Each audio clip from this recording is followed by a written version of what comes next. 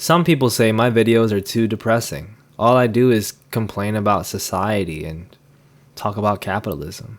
That's why in today's video, we're going to complain about society and talk about capitalism. The other day I posted on my community tab asking ADHD folks what they go through, what they struggle with, and a lot of people came through. A lot of what the issues boiled down to was an inability to keep up with things. One person said they wanted to talk more with loved ones, but I constantly forget to just send them a text or call them, despite them occupying my thoughts every day. YouTuber L Literacy, hi L. Hi Elliot. Wrote of the overwhelm balancing different goals and tasks.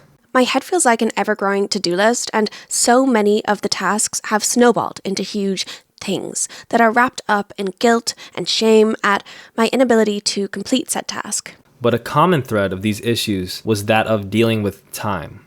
One person wrote, Time blindness / time agnosia is so real, and I feel like people who don't experience it don't understand how real it is. My perception of time can change so much depending on what I'm doing and how focused I am. I struggle a lot with being late, and while it's partially because I'm not being able to motivate myself to start getting ready soon enough, it's also because when I'm getting ready, I feel like time is passing much slower than it actually is. And when I try to think about what I did that took so long, it doesn't make any sense to me. But it's probably also because of memory problems due to ADHD.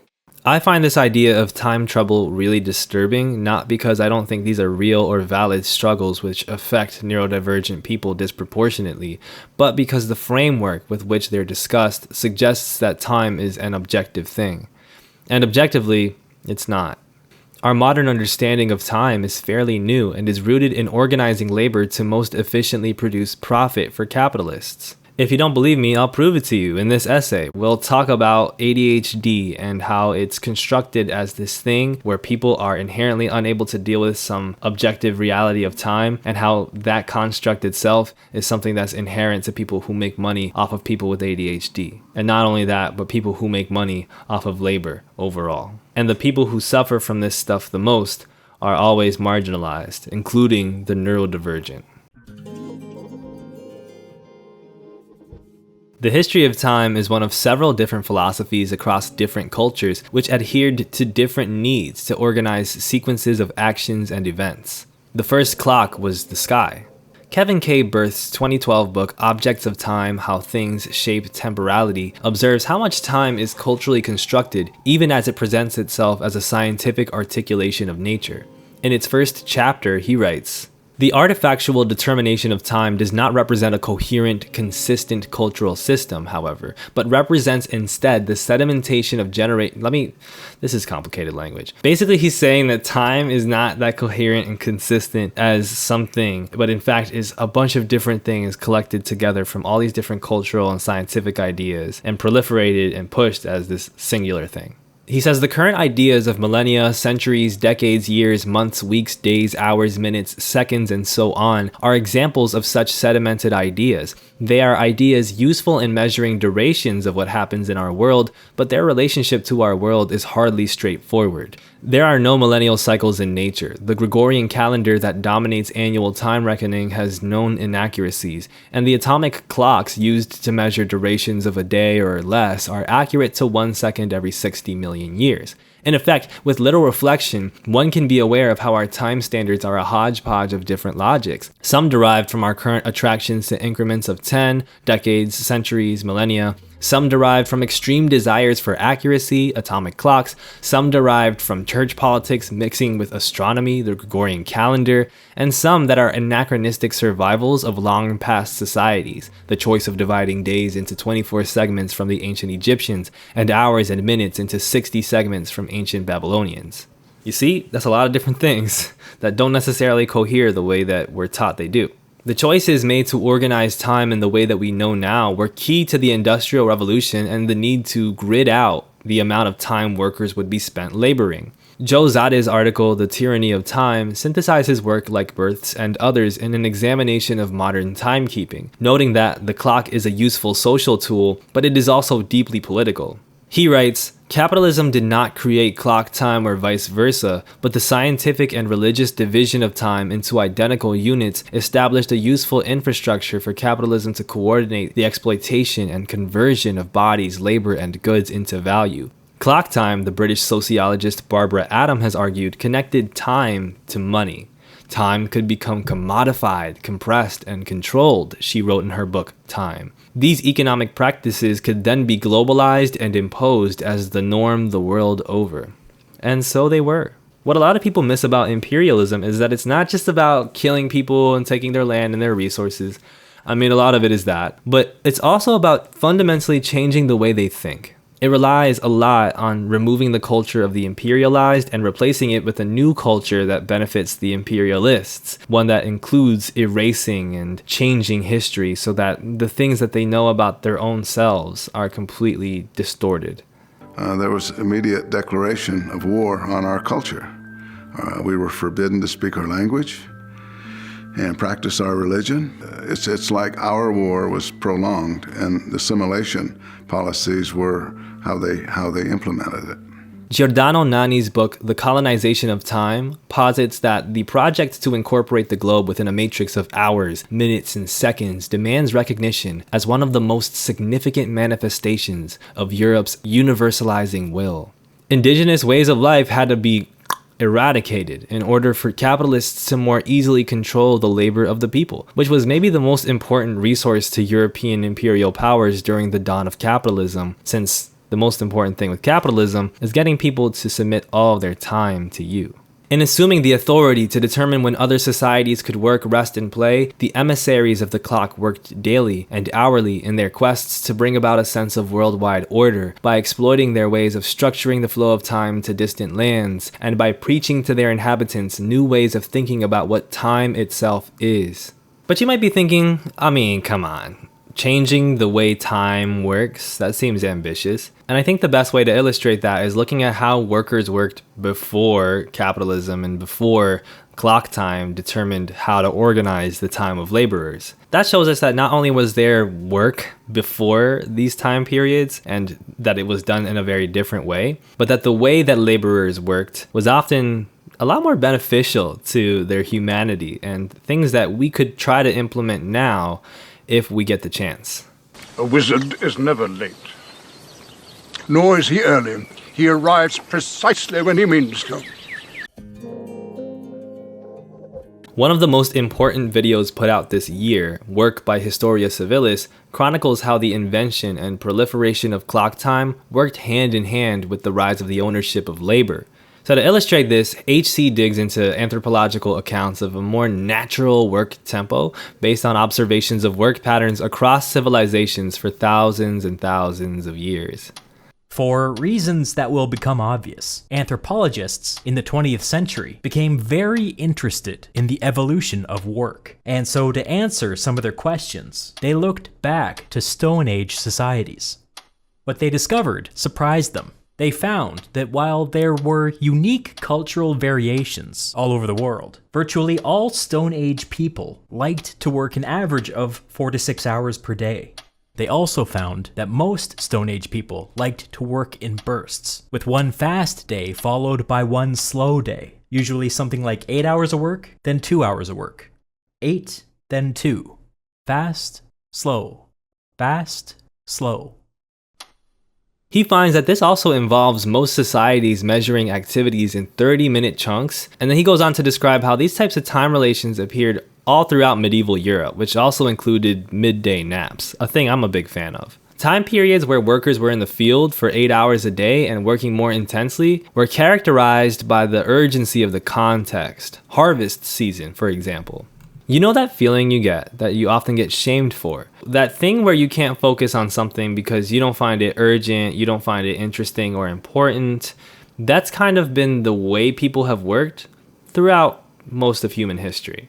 Only the past couple centuries, in which capitalism has become the dominant socioeconomic system and has produced culture to accommodate its functions, have we seen there be this big effort to not only make workers more constantly productive, but to venerate an idea of self-improvement, prizing your efficiency and your productivity instead of your creativity or resourcefulness in your community. Community, that word is so hard to say. Indigenous groups characterized as savage and inefficient simply had a better understanding of what was worth the time and effort and what wasn't.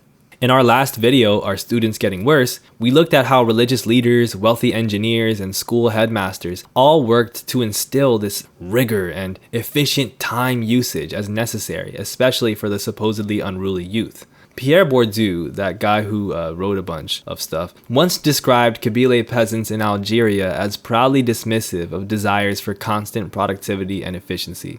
This is a quote from E.P. Thompson's Time, Discipline, and Industrial Capitalism. Pierre Bourdieu has explored more closely the attitudes towards time of the Kabyle peasant in Algeria in recent years. An attitude of submission and of nonchalant indifference to the passage of time which no one dreams of mastering, using up, or saving. Haste is seen as a lack of decorum combined with diabolical ambition. The clock is sometimes known as the devil's mill. There are no precise meal times. The notion of an exact appointment is unknown. They agree only to meet at the next market. A popular song runs, "It is useless to pursue the world. No one will ever overtake it." That's kind of true though. Like, it's just true, and I think we often operate with this sense that we have to get in control of things, including the society around us and the people around us, but even just having full control of our own circumstances. All of these things are not possible. We can contribute, but we can't dominate really anything without things falling apart at a certain point. But that's the point of empire, is to dominate, and as we've seen throughout history, empires fall apart at a certain point. This domination of nature, instead of a healthy desire to work harmoniously with it, characterizes the European imperial projects of the past millennia. Giordano Nani writes that the belief that progress and civilization are correlated with the human capacity to transcend the limitations of nature is a mainstay of Western mythology and cultural commentary stretching back for centuries. Ironically, a lot of the things that people will point at as these pillars of human achievement and civilization are works of art by people like Michelangelo and Leonardo da Vinci that took many, many years of inefficient work to come up with. Because that's what it takes to come up with brilliant things. It's context, it's time. It is not just consistent, efficient use of energy, which is part of why art these days seems so dull, is because everything has to be on a timetable and has to be worked on in a way that is seen as good. In other words, we see time as something that we have to dominate, we have to control it. And the Kabyle were right. That's impossible. And it's actually kind of crude. I like the way that they say a diabolical ambition. It's diabolical. You're the devil for trying to control your time. That shit is stupid. The result of this way of thinking has been the devastation of our planet, the cruelty and destruction of life beyond imagination, and a human condition of constant anxiety and depression. Good job, Empire. So, let me ask a question. Now that we know all of this, are ADHDers really the time blind ones, or is it normal usage of time that requires people be blind to the ways that they are destroying themselves and their environment? More pressingly, is being neurodivergent a sign that there is something wrong with you naturally, or that in fact you're having an especially hard time for whatever reason stopping yourself from being natural?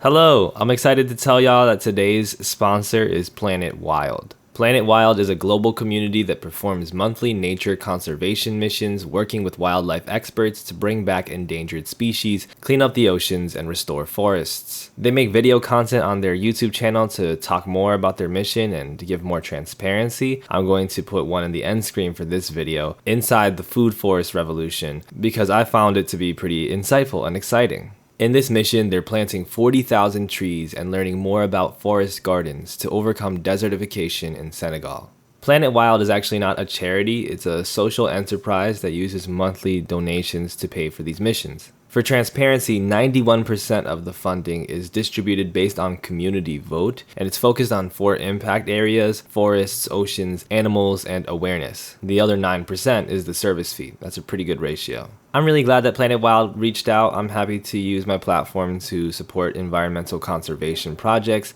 and I think you all will be excited to do this too, which is why I'm giving away 200 subscriptions to 1 free month of Planet Wild. Click the link in the description below to get started. Thanks to Planet Wild, and let's get back to the video. Maybe time's just a construct of human perception, an illusion created by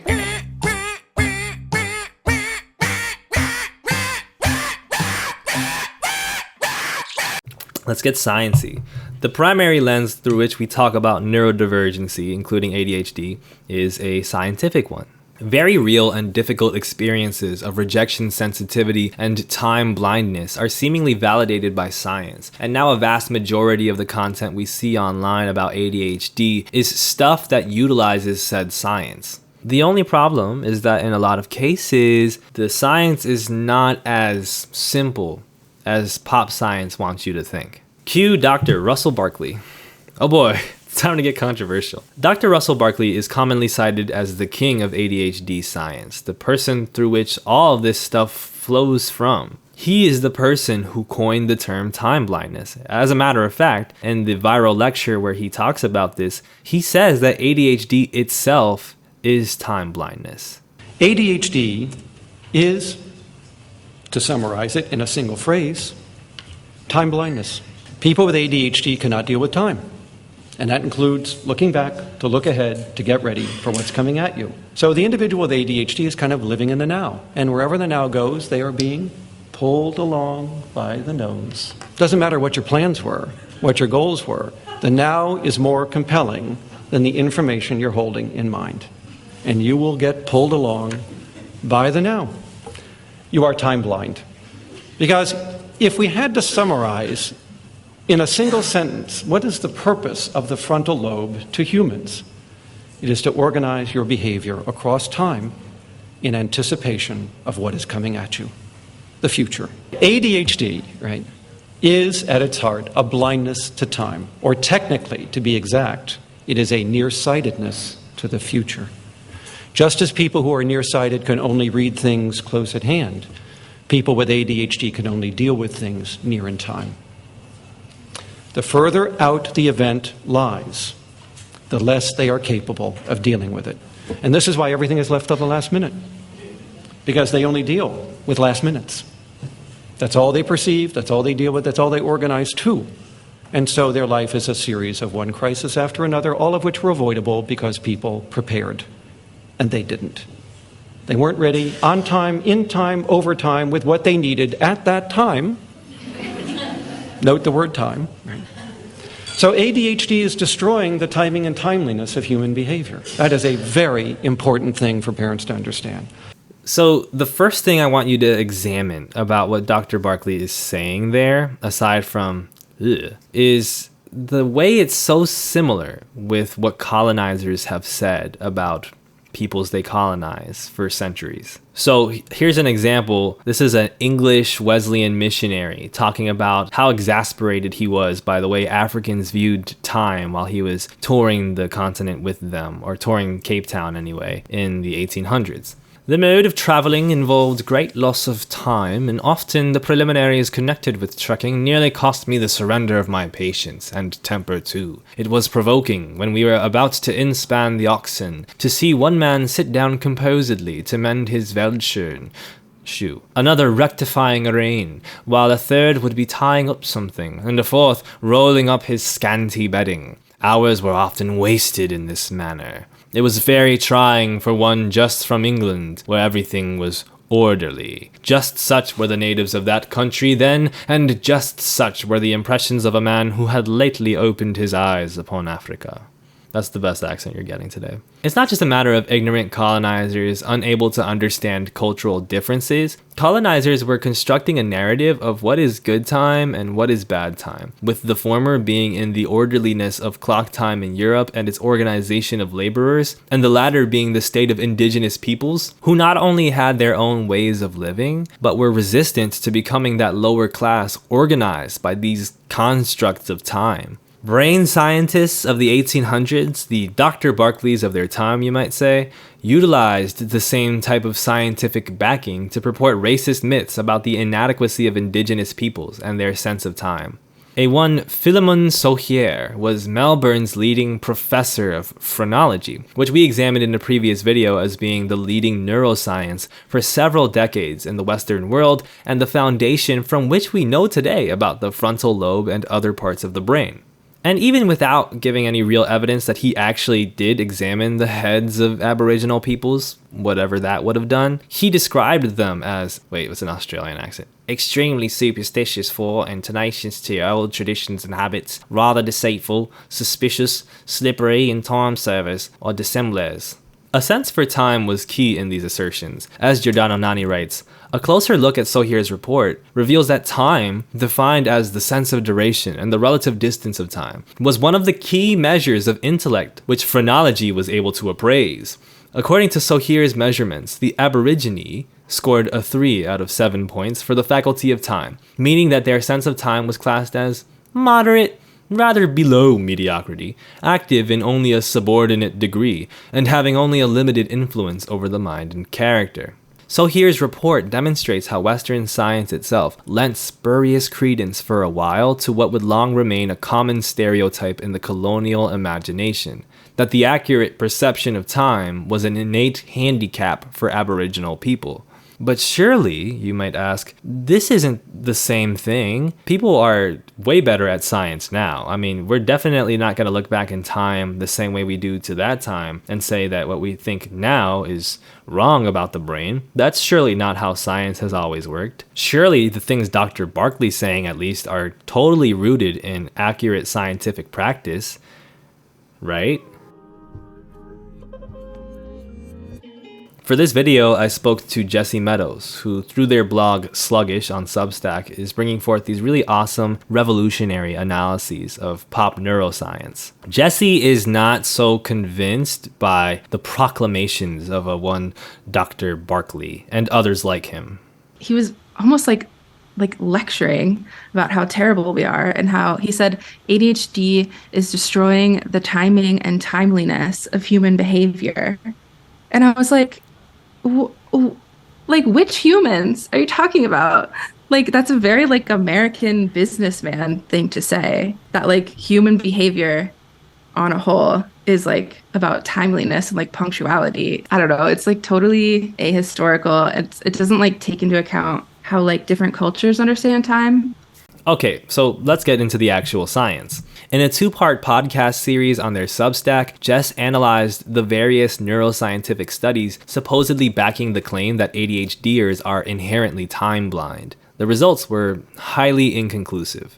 In a 2001 paper, Barkley and friends summarized the existing literature like this, quote, "A number of studies have found deficits in time production and reproduction in ADHD children and adults, while most have found no deficits in time estimation. Others, however, failed to replicate these studies. Studies of adults with ADHD have likewise noted impaired time reproduction, but not estimation." They conclude the paper by saying, quote, "Greater errors on reproduction than on estimation tasks across studies may result from the time reproduction task being more taxing of attention allocation and working memory, as noted earlier. But this disparity in the results of the two paradigms may also suggest that the perception of time durations is not actually impaired in ADHD, given that they can successfully estimate durations." This paper doesn't say ADHDers are time blind at all. It actually says the opposite. ADHDers can successfully estimate durations. This doesn't support the popular notion of time blindness, at least in the way people are using it online. But that's just one study, and it's from 2001. So I dug a little bit more.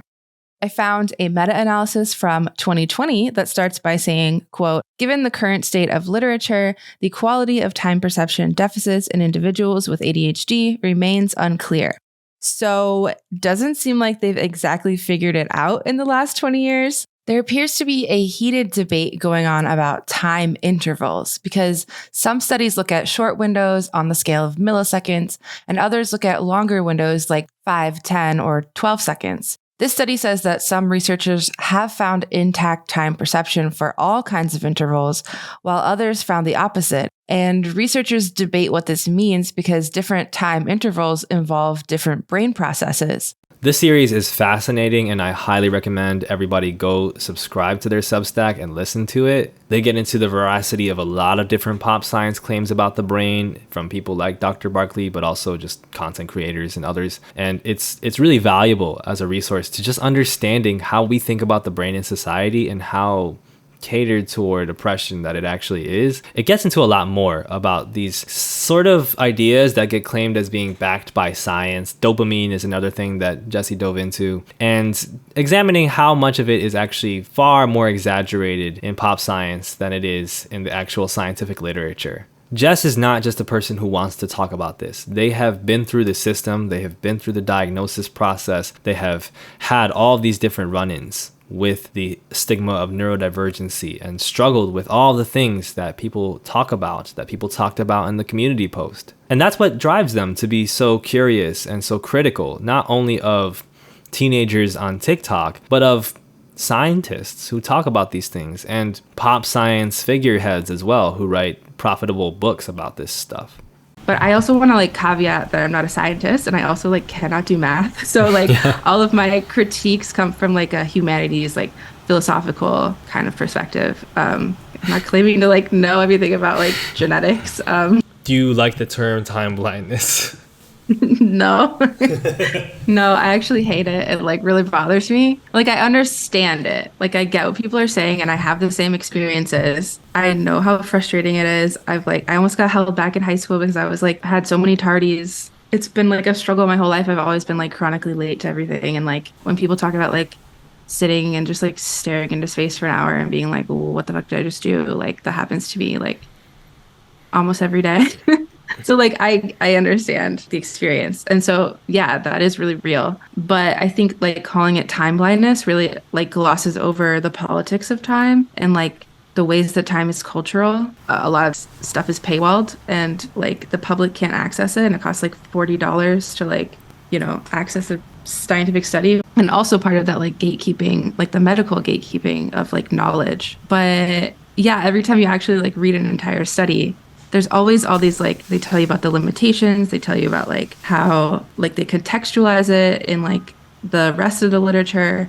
And so it's usually like, we don't know, this is complicated, these are contradictory, this is inconclusive, because that's just like how science works. It's a super long process of like trying and questioning, and like I think people don't often think of it that way, and I think like the science, the capital S, is like an infallible authority. So like I think it's also anti-scientific not to ask questions about science, you know? Like exactly. The scientific method is about questioning.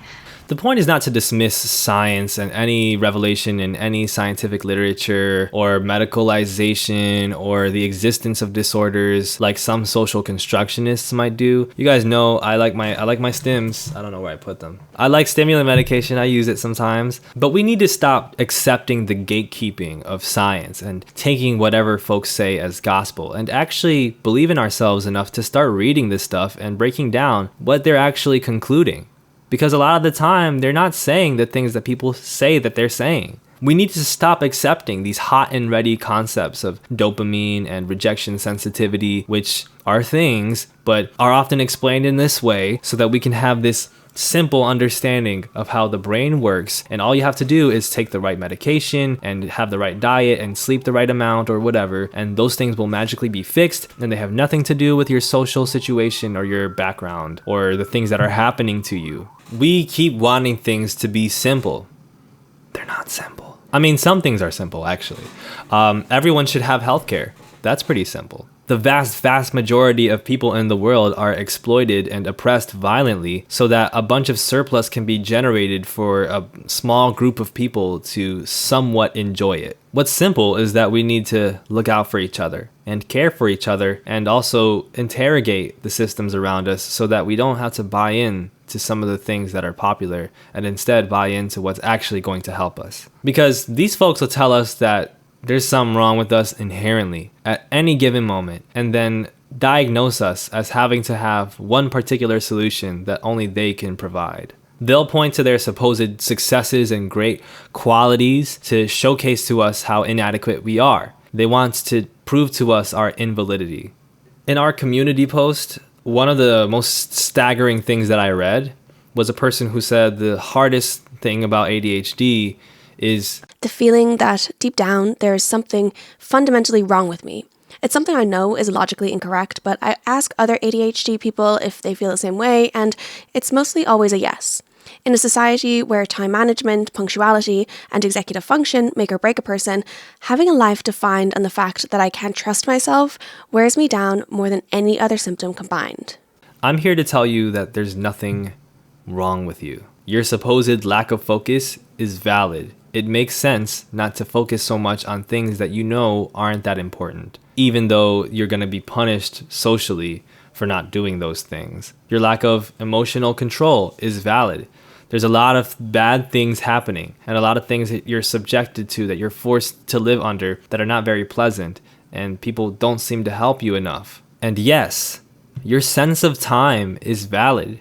Clock time and calendar time are not the best ways to understand things like when to rest, what you should eat, how you should go about your friendships, and all these other really important things that without them, you wouldn't have anything to work for. You have an intrinsic sense of what your time is, and it deserves to be listened to. Time is a crucial part of oppression, a way to impose on people a way of life that validates and praises the life of the oppressor. People with ADHD represents the oppressor's worst nightmare. They're the strands of curly hair that won't stick down no matter how hard you brush it with a fine-toothed comb. The ADHD person is a person who simply struggles to adhere to social order and thus has to be considered a danger to themselves and others without looking at what the real danger is. A danger of spending your entire life miserable, focused on achieving tasks that mean nothing to you so that you can get a modicum of social approval and resources to survive. Dr. Russell Barkley says that ADHDers are fundamentally broken because they have no sense of the future. They only live in the now. Wherever the now goes, they're being pulled by the nose, he says. In response, I'll quote James Baldwin. "There is never time in the future in which we will work out our salvation. The challenge is always in the moment. The time is always now." So, which would you rather have?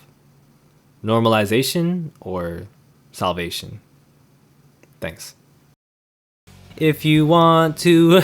I'm gonna do it. Fuck it. If you want to support this channel, we have 11 members. If you want to become a member and have access to sick emojis like this Karl Marx emoji, or this fire emoji, or this tea emoji, then join. Click that join button. For $5 a month, you can help us get videos done, you can help us support ourselves, and you can be a nice person. If you don't do it, I can't speak to your moral standard. I have nothing to say to you, really. Just kidding. But it would be really nice if you did that. And if not, it's fine too. Hey, don't forget to check out Planet Wild and the awesome missions they're carrying out. You can subscribe with my code for a free month or watch their latest mission here. Thanks for watching. Goodbye.